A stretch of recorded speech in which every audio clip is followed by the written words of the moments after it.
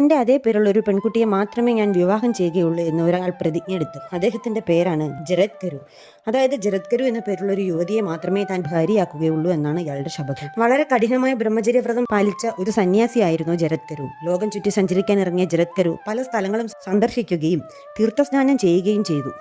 വായു മാത്രം ഭക്ഷണമാക്കി നിദ്രയും വെടിഞ്ഞ് സഞ്ചരിച്ചുകൊണ്ടിരുന്ന ജരത്കരു കുറച്ചുപേർ തല കീഴായി തൂങ്ങിക്കിടക്കുന്ന കാഴ്ച കാണാനിടയായി. നിങ്ങൾ ആരാണെന്ന് ചോദിച്ചപ്പോൾ ഞങ്ങൾ യായവന്മാരാണെന്നും ഞങ്ങൾക്ക് ജരത്കരു എന്നൊരു പുത്രൻ ഉണ്ടെന്നും അയാൾക്ക് മക്കളില്ലാത്തതിനാൽ അയാളുടെ പൂർവികന്മാരായ ഞങ്ങൾക്ക് മോക്ഷം ലഭിച്ചിട്ടില്ലെന്നും അറിയും. അപ്പോഴാണ് ജരത്കരു സത്യം അറിയുന്നത്. പിതൃക്കളുടെ നിർദ്ദേശത്തിൽ ജരത്കരു ഒരു സ്ത്രീയെ വിവാഹം കഴിക്കണമെന്നും പുത്രോത്പാദനം നടത്തി വംശം നിലനിർത്തണമെന്നും അച്ഛനാകുന്നതിൽ പരം പുണ്യം എത്ര നീണ്ട തപസ്സിനും ലഭിക്കുകയില്ലെന്നും പറയുന്നു. എന്നാൽ തനിക്ക് വേണ്ടി അല്ലാതെ പിതൃമോക്ഷത്തിനായി വിവാഹം ചെയ്യുകയാമെന്നും തന്റെ തന്നെ പേരുള്ള ഒരു സ്ത്രീയെ അവളുടെ കുടുംബത്തിന്റെ സമ്മതത്തോടുകൂടി മാത്രമേ വധുവായി സ്വീകരിക്കുകയുള്ളൂ എന്നും ജരത്കരു അറിയിച്ചു. ഭൂമിയിൽ മുഴുവൻ തിരഞ്ഞിട്ടും അങ്ങനെ ഒരു നാരിയെ കിട്ടാത്ത ജരത്കരു വനമധ്യത്തിലിരുന്ന ഒരു ഭാര്യയ്ക്കായി പ്രാർത്ഥിക്കുകയും അദ്ദേഹത്തിന്റെ മുന്നിൽ വാസുകി പ്രത്യക്ഷപ്പെട്ട് ജരത്കരു എന്ന പേരുള്ള തന്റെ സഹോദരിയെ സന്തോഷപൂർവ്വം അയാൾക്ക് വിവാഹം ചെയ്തു കൊടുക്കാമെന്ന് സമ്മതിക്കുകയും ചെയ്തു. ആചാരപ്രകാരം വിവാഹം നടന്ന ഇരുവർക്കും അസ്തികൻ എന്ന പേരുള്ള ഒരു പുത്രൻ ജനിക്കുകയും അസ്തികന്റെ നേരായ രീതിയിലുള്ള തപശ്ചര്യ കാരണം അവരുടെ പൂർവികന്മാർക്ക് മോക്ഷം ലഭിക്കുകയും ചെയ്തു.